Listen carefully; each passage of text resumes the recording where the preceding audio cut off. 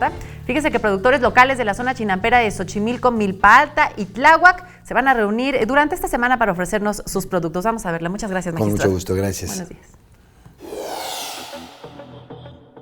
Para los amantes de la gastronomía tradicional del sur de la Ciudad de México, el claustro de Sor Juana presenta su muestra llamada La Chinampería, en donde productores de diversos poblados de Xochimilco, Milpa Alta y Tláhuac ofrecen alimentos, bebidas, artesanías y demás productos originarios de la zona chinampera. El objetivo principal es vincular a productores con compradores de la Ciudad de México.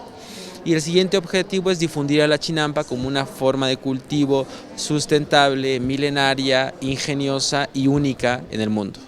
A esta muestra gastronómica se le añaden talleres y conferencias que amplían el conocimiento de la zona chinampera capitalina, así como sus tradiciones y costumbres, además de pláticas sobre el centro histórico y sus sitios emblemáticos. Es un programa de conferencias y, un tianguis permanente de productos de la chinampa, de artesanías de la chinampa y de alimentos de la chinampa.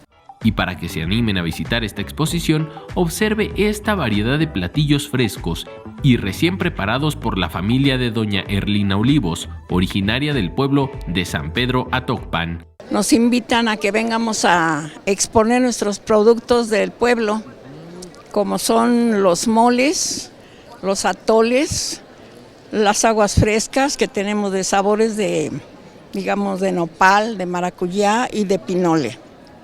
Fresco, todo natural.